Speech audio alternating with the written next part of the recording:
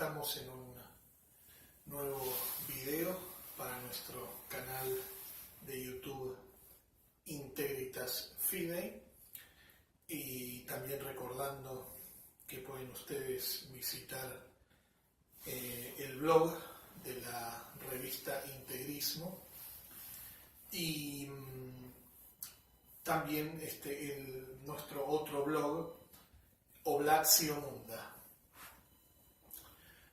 Hoy vamos a hablar un poquito. Habíamos empezado hablando de estas cosas al inicio y hoy vamos a volver a hablar un poquito acerca de las diferentes posiciones que hay dentro de lo que se llama sedevacantismo. Y vamos a tratar de explicarlas rápidamente. Pensamos hacer algunos otros videos sobre estas cuestiones. Pero me parece siempre importante explicarlas porque aún dentro de aquellos que sostienen, ¿no?, la postura que se llama sedevacantista o que constata, digamos, la sede vacante, aún dentro de ellos mucha gente o muchos de ellos no conocen en realidad muy bien los argumentos de su propia postura, al menos eso parece a veces, y tampoco conocen diferentes aspectos, ¿verdad?, de esta realidad de la sede vacante y las posturas que existen. En otro video hemos empezado hablando de cómo se llega, ¿verdad?, a esta conclusión de la sede vacante que a algunos o a muchos asusta, y es evidente que si habíamos dicho que si esta postura fuera tomada por capricho o por actitud rebelde, digamos así, o por lo que fuese, sin un argumento racional, pues evidentemente que no sería sensato, y evidentemente que sí sería una locura. Pero es que esta postura está bien apoyada, como hemos dicho en el primer video, en los errores tanto del concilio como de la nueva misa y de los llamados papas conciliares, como sobre todo está apoyada en la cuestión de la infalibilidad, o más que cuestión en la doctrina acerca de la infalibilidad de la Iglesia y del Papa. Entonces vamos a hablar rápidamente de las dos grandes posturas que existen dentro de lo que se llama sedevacantismo. Hay algunas otras, pero esas otras no son serias y realmente no merecen ser tomadas en consideración, y no las tomamos en consideración aquí. Quizás en algún momento hagamos alusión a ellas. Pero acá hablamos de las dos grandes posturas que existen. Una es la que se conoce cuando se habla de sedevacantismo, la que primero viene a la mente de la gente, la más clásica, digamos así, y a veces se le llama sedevacantismo estricto. Esa es una de las dos grandes posturas a las que hacemos alusión aquí. Y después hay otra postura que se conoce como la tesis de Casiciacum se le llama, o también la tesis de Monseñor Gerard de Laurier o del padre Gerard de Laurier. Vamos a hablar de estas dos posturas. Entonces empecemos por la primera, lo hacemos de manera resumida, insisto. La primera, el sedevacantismo clásico, el sedevacantismo estricto. Lo que dice esta postura es que se basa un poco en la doctrina, si hablamos de una doctrina, ¿no?, aquellas enseñanzas de los teólogos y en parte podríamos decir también de la Iglesia, al menos hasta cierto punto, acerca del Papa herético. Entonces, en parte se apoya en la teología acerca del Papa herético, también hay un documento de la Iglesia al respecto, ¿no? Pero esta postura lo que quiere decir es que los papas, llamados papas conciliares, cayeron en herejía. O bien eran herejes ya antes de ser elegidos para el cargo, por lo tanto, nunca fueron verdaderos papas, o bien fueron elegidos y cayeron en herejía, enseñaron la herejía y por lo tanto perdieron el pontificado. Habitualmente se dice, ¿no?, que pues eran herejes antes y entonces nunca fueron verdaderos papas. Esta es la postura, ¿no es cierto? Entonces se basa en la cuestión de la herejía formal. Dicen, bueno, estos modernistas son herejes formales, han caído en herejía formal, enseñan la herejía formal y entonces pues no son pontífices o nunca lo fueron. Hay, como decía antes, toda una doctrina acerca de esto. Por ejemplo, entre los que nos hablan de la posibilidad de que un papa cayera en herejía y por eso pierda el pontificado, o de que un papa nunca lo haya sido por herejía anterior, pues tenemos toda una teología, toda una serie de teólogos, los teólogos medievales, ¿no?, que dicen eso precisamente. ¿Cómo puede ser que un papa pueda ser hereje, verdad? ¿Cómo puede ser que un papa pueda ser juzgado por herejía? ¿Cómo puede ser, puesto que el papa tiene la asistencia divina, puesto que el papa no puede ser juzgado por nadie? Bueno, a estas objeciones, que muchas veces son presentadas contra los sedevacantistas, estos teólogos respondían: en realidad no es que la Iglesia juzgue a nadie, no es que la Iglesia juzgue a un papa herético, y no es que en realidad pueda haber un papa realmente herético, sino lo que decíamos antes, ¿verdad? Nunca esos modernistas o esas personas que cayeron en herejía formal eran ya herejes formales anteriormente a su elección, por lo tanto nunca fueron verdaderos papas y por lo tanto en realidad nunca hay papas realmente herejes porque nunca lo fueron. Entonces, y como nunca lo fueron, precisamente por eso pueden ser juzgados por la Iglesia, pueden ser depuestos por la Iglesia. Entonces, acerca de esto hay varias, decía, toda una corriente de teólogos, los teólogos medievales, tenemos a San Roberto Bellarmino, por otro lado, tenemos a San Alfonso María de Ligorio, por otro lado, tenemos a Suárez, tenemos a muchos teólogos que no están del todo de acuerdo, es verdad, en cuanto a diversos puntos. Por ejemplo, algunos hablan de la herejía formal, otros me hablan de la herejía privada, incluso habiendo simple herejía, cayendo privadamente en herejía, ya se perdería el pontificado.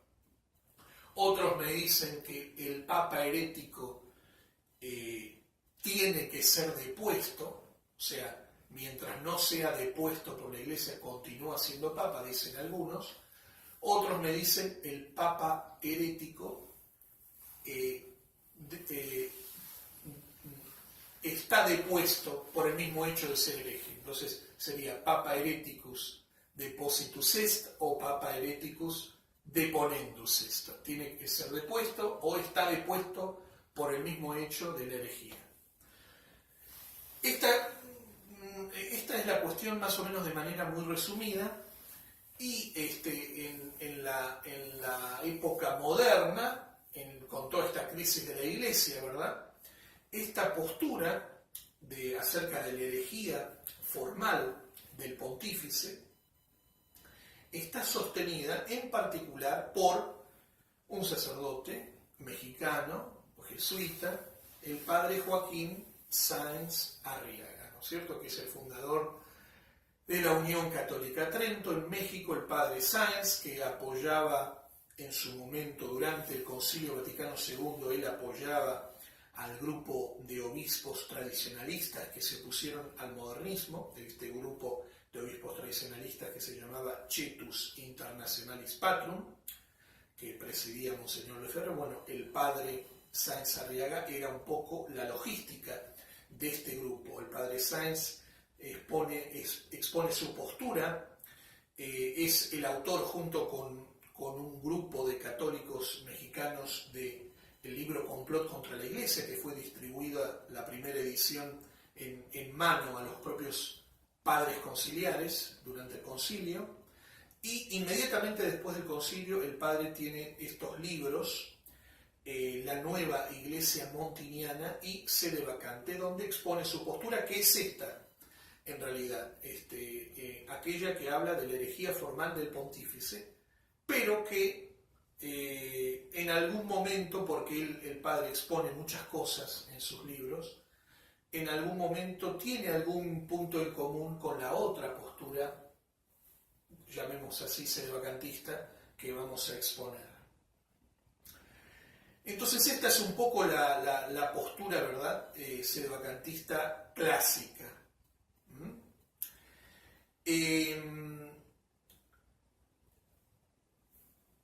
Esta postura tiene su parte, yo diría que la parte fuerte del sedevacantismo, la parte más firme, y en donde realmente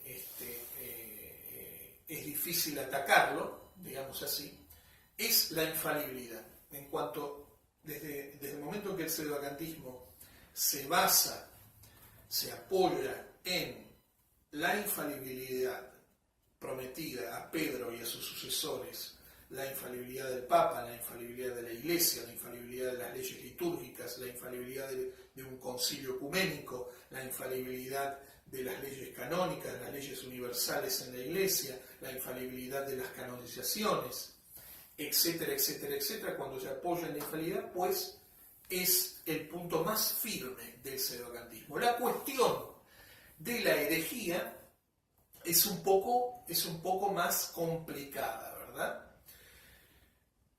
No hice, o mejor dicho, aludí a una cosa mientras exponía el sedevacantismo clásico, pero no terminé de decirlo.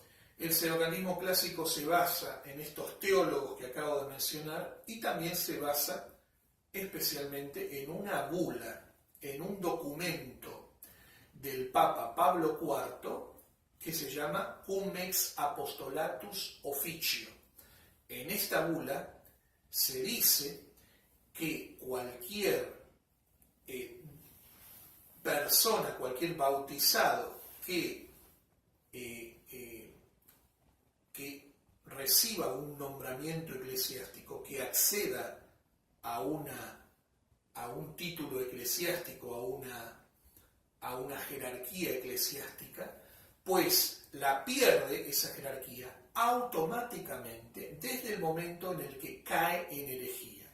Eso dice la bula de Pablo IV, que es un gran apoyo del sedevacantismo, además de estos teólogos que acabamos de mencionar. Decíamos antes que el punto fuerte de esta posición es la infalibilidad.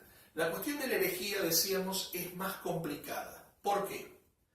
Porque en respecto de la herejía hay discusión entre los teólogos. Herejía formal, habíamos visto, herejía privada, herejía notoria, herejía pública, etcétera, etcétera. Papa hereticus depositus est, Papa hereticus deponendus est, dicen otros. Hay un poco de discusión.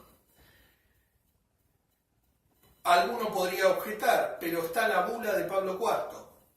Sí, pero también respecto de la bula de Pablo IV podemos, o hay un poco de discusión al respecto, ¿verdad? La bula de Pablo IV no es el único documento que me habla acerca del pontificado, que me habla acerca del papado, sino que hay varios otros documentos posteriores de la Iglesia donde se habla del papado, se legisla acerca del papado.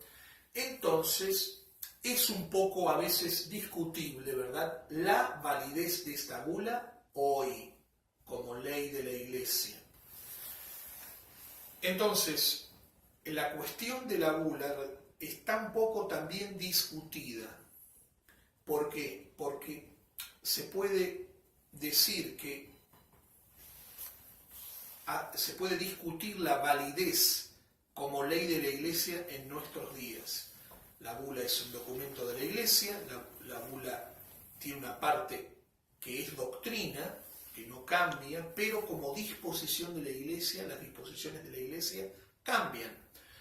Y no es el único texto de la Iglesia donde se me habla de las elecciones a una determinada jerarquía eclesiástica, en particular respecto del papado. Entonces, respecto de la bula, lo que a veces cuesta entender a algunos, y tiene que ver también respecto de la teología acerca de este punto, es, por ejemplo, gente dice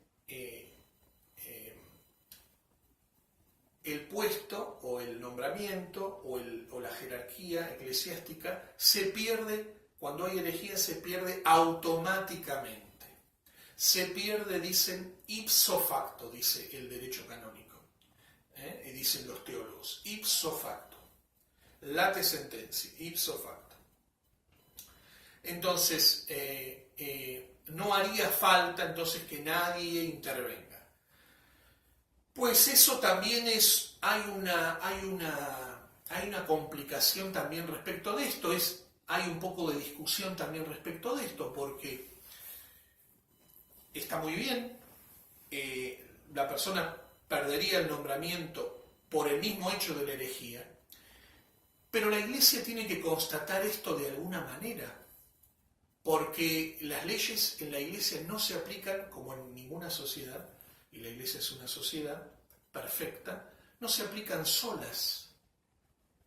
Entonces el hecho de que así en el aire, ¿verdad?, por el hecho mismo de la herejía, se pierde el cargo y que la Iglesia no diga nada al respecto, pues queda todo en el aire. Estoy diciendo las cosas de la manera más simple, ¿verdad? Esos son un poco los problemas que tiene esta postura. Hablé del punto fuerte que tiene, hablé de los problemas que tiene.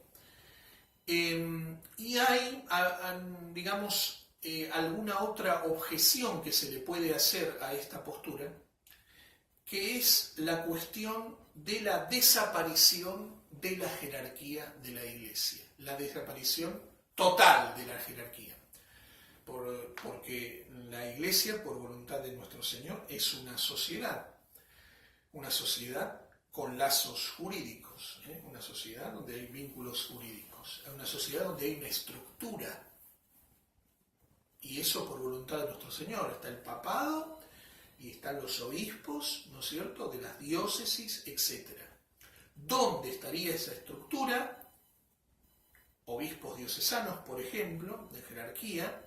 ¿Dónde estaría hoy esa estructura, esa jerarquía? El sedevacantismo clásico, estricto, no tiene una respuesta, yo diría, completa a este punto.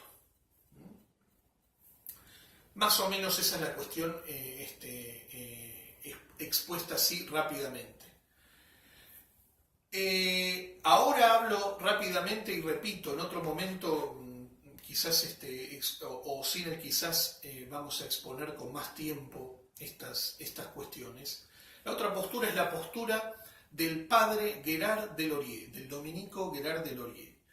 El padre Guérard de Laurier es, acabo de decir, un sacerdote dominico, un sacerdote que fue en su momento profesor en la Universidad de Letrán, un mariólogo muy reputado, fue llamado por Pío XII entre los teólogos que formaron parte de ese grupo de teólogos que prepararon los trabajos previos a la definición del dogma de la Asunción de la Virgen María en la década del 50.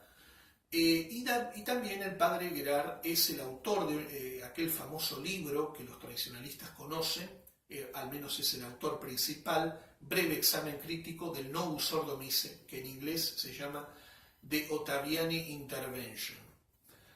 El padre Gerard de Laurier después fue profesor en Econ, de donde fue expulsado por precisamente negar la legitimidad de Pablo VI, y luego aceptó la consagración episcopal de parte de Monseñor Tuc a mediados de la década del 80. El padre Gerard murió en febrero de 1988. En la década del 70, el padre escribió una tesis que publicó en su revista, que se llamaba en francés Le Cahier de Cassičiakul. Él era francés. Y el nombre Cassičiakul viene de aquel lugar, aquella pequeño pueblito donde le gustaba retirarse a San Agustín para rezar. Esta revista se llamaba Los Cuadernos de Cassičiakul, Le Cahier de Cassičiakul, y ahí el padre expone su tesis.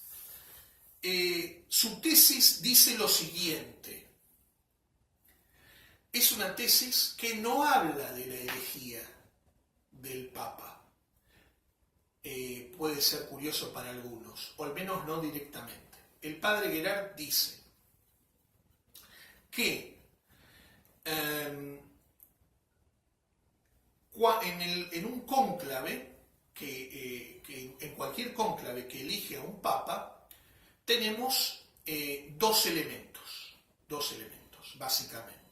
Tenemos un elemento humano que viene de la Iglesia, en particular de los cardenales, que son los que eligen directamente al Papa, y un elemento divino que viene directamente de Dios, que es la autoridad que recibe el Papa. Entonces, la elección viene de los cardenales, de la Iglesia, y la autoridad es infundida por Dios al Papa directamente.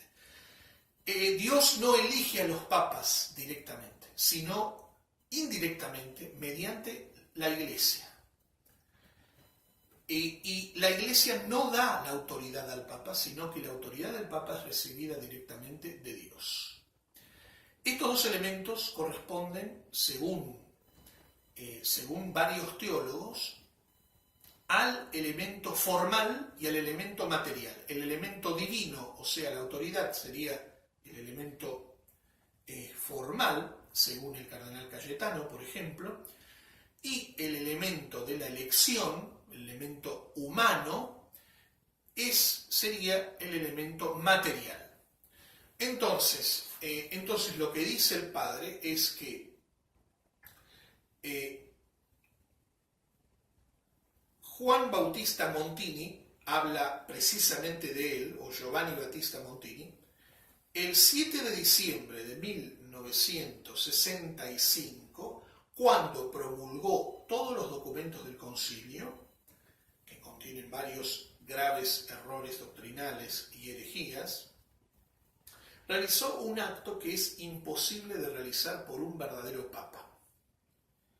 Entonces dice, sea lo que sea de antes de Pablo VI, no se pronuncia sobre lo que pasa antes de Pablo VI, por lo menos no así abierta y directamente, pero sí en el caso de Pablo VI y en el caso del Vaticano II hay errores doctrinales graves, lo cual va contra la asistencia divina prometida al Papa y la infalibilidad prometida al Papa y a la Iglesia. Por lo tanto, el padre dice, Giovanni Battista Montini fue electo válidamente por los cardenales,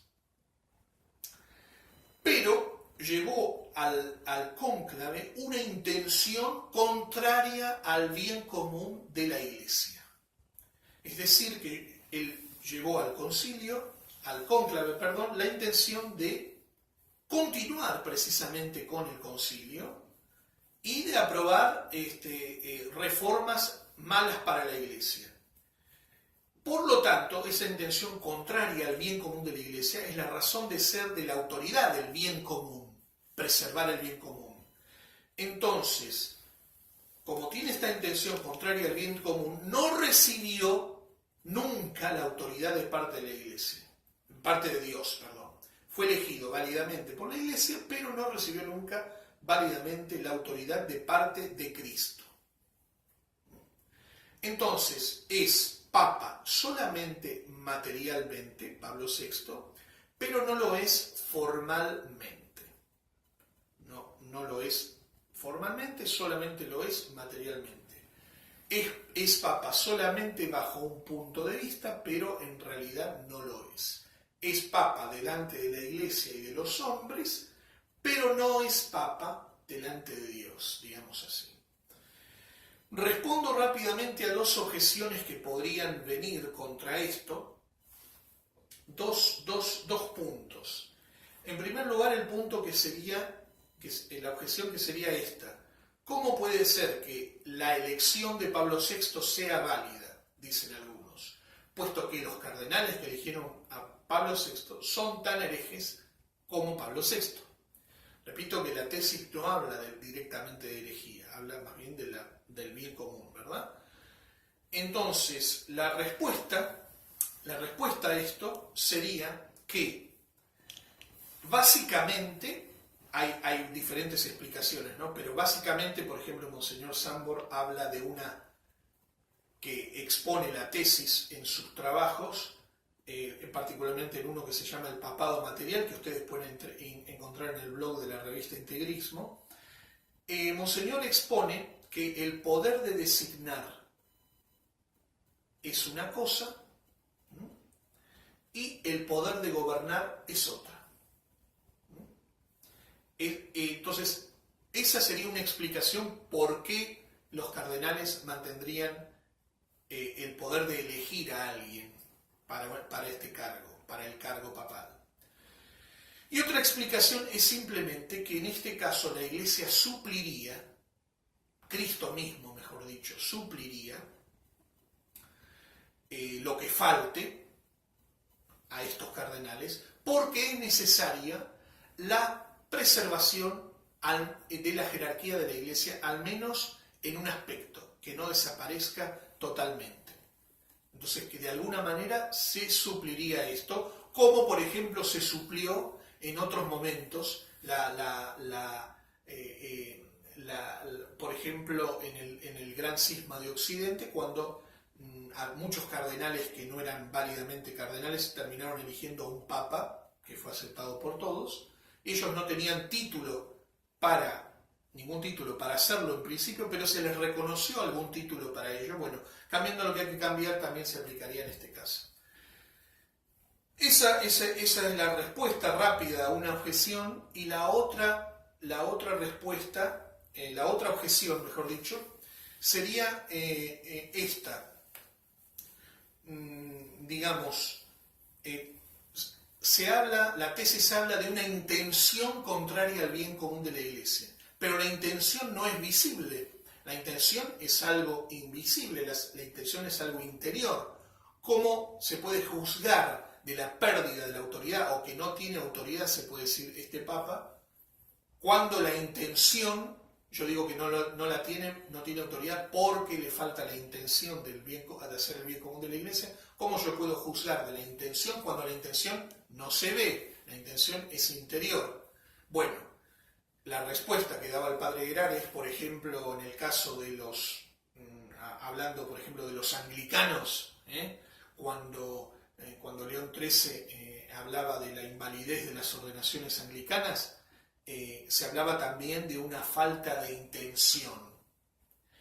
La intención interior, la Iglesia no juzga de la intención interior o de la intención de nadie, pero sí juzga en la medida en que esta intención invisible, interior, esta intención es puesta en práctica, es puesta en obra. O sea, en la medida en que por actos exteriores yo conozco esa intención. Por ejemplo, normalmente el sacerdote que va a celebrar la misa, los teólogos dicen que se supone que tiene la intención de consagrar. No hace falta que esté pensando todo el tiempo en que va a consagrar y que el fiel se esté preguntando, ¿tendrá la intención de consagrar o no? Se supone que si él va, se viste con los ornamentos, entra a celebrar la misa, sigue el rito de la iglesia, la intención de consagrar válidamente yo la tengo que suponer. Y solamente puedo pensar lo contrario si en la medida en que el padre lo exponga exteriormente. O sea, si él dijera exteriormente, yo no tengo la intención, ahí sí yo podría decir, bueno, no tiene la intención. Pero si no, yo tengo que suponer que la tiene. Entonces, en este caso sería lo mismo. ¿Cómo yo juzgo de la intención de los modernistas, de la intención de Pablo VI, que no tiene la intención de hacer el bien común de la Iglesia? ¿Cómo la juzgo? Por las obras, por los actos exteriores. Pablo VI me mostró por los actos que quiere aplicar el concilio, de hecho lo aplicó reformas nocivas para la Iglesia. Entonces yo concluyo de eso exterior, de esas obras exteriores, que tenía una intención contraria al bien común. ¿Por qué? Porque lo veo por las obras posteriores. Esa sería un poco la explicación, dicho muy rápidamente, y ya me fui del tiempo que había previsto para esto, pero vamos a seguir en otras oportunidades y solamente termino acá con una pregunta y ya cerramos el video. La pregunta sería corta, ¿no? Sería más que una pregunta, un consejo para la gente, porque mucha gente en ocasiones, por no conocer la doctrina de la Iglesia Católica, hacen una respuesta que está mal, ¿no? Cuando uno les expone la posición sedevacantista, ellos replican diciendo, bueno, eso lo juzgará Dios. Entonces, lo que yo le quiero pedir a usted es que le explique a la gente que no es una cuestión de gustos o de ideas, sino una cuestión de la cual se necesita seguir a los verdaderos pastores para la salvación de las almas. Sí. O sea, tú te refieres a el mostrar cómo está mal desentenderse de esta cuestión y sí hay que preguntarse acerca de esto, ¿no es cierto?, porque es importante. Sí, claro, por supuesto. Te contesto así rápido y digo una última cosa y ya cerramos este video. La fraternidad es precisamente una de los grandes culpables, la fraternidad de San Pío X, desgraciadamente, uno de los grandes culpables de que los fieles no se hagan las preguntas que deberían, y además que son preguntas que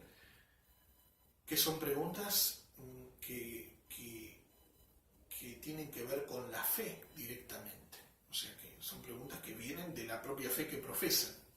Entonces, muchas veces ellos dicen en la fraternidad, de todas maneras, cuando tú vayas al cielo, San Pedro no te va a preguntar si era papa o no.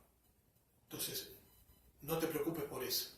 Sí, el problema de este tipo de argumentos es que, primero, un cismático estaría contento de escuchar esto. Bueno, entonces no es problema de reconocer al papa o no.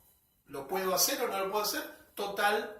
Pero resulta que no es así, porque Bonifacio VIII me dice a mí claramente que es necesario para la salvación de toda humana criatura obedecer, someterse al romano pontífice, lo dice claramente. Y multitud de textos de la Iglesia y de los papas dicen de la importancia del papa, de la importancia del papado para la salvación, de la obediencia, la sumisión al papa, la importancia que tiene, etcétera, etcétera. Entonces, yo no puedo decir que soy católico y desentenderme de este problema. No puedo desentenderme. Y lo que pretende la fraternidad, entonces yo tendría que rechazar lo que hacen los modernistas, pero no puedo juzgar si son o no la autoridad. Puedo rechazar todo lo que hacen, pero yo no juzgo si son la autoridad. Bueno, eso también es totalmente ilógico. Si yo rechazo lo que hacen, es porque rechazo lo que son. Porque solamente el Papa puede promulgar un concilio, puede promulgar una liturgia. Y precisamente está para eso. Fue creado por Cristo el papado para eso. Para enseñar la doctrina, para hacer leyes para la Iglesia. Y para eso fue protegido divinamente por la infalibilidad, por la asistencia divina. Entonces, eso es necesario. Y yo no puedo separar una cosa de la otra. Entonces, hay que investigar acerca de esto. Vayan a ver lo que dicen los papas acerca de la importancia del Papa, la importancia del Papa para las almas, para la salvación de las almas, etc. En otro video vamos a hablar de esto. Y termino diciendo solamente esto. Expliqué las dos posiciones. Muy rápido y de manera muy digamos así, un poco popular.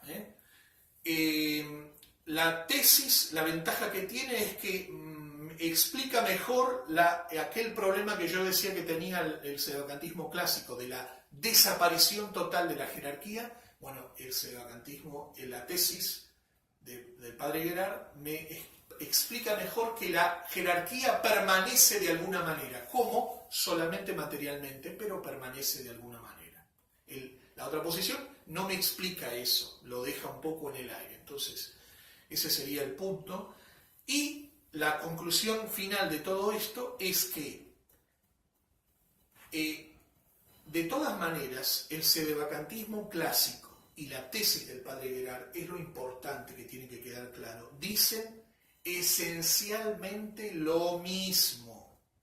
Para mucha gente que está confundida, y a veces algunos que escriben y hablan de lo que no saben, particularmente en Facebook, por ejemplo. Esencialmente es lo mismo la tesis del sedevacantismo clásico. O sea, cuando digo que es lo mismo, desconocen la autoridad de los llamados papas conciliares. No celebran una cum con ellos, no están en comunión con ellos y no celebran, no los mencionan en la misa los sacerdotes que profesan las dos posiciones, y los sacerdotes que profesan las dos posiciones también trabajan mutuamente. Nada más, espero poder explicar un poquito mejor esto en otras oportunidades, y los invitamos a, si les gustó este video, darle un like, difundirlo y hacernos las preguntas que quieran hacernos llegar. Dios los bendiga.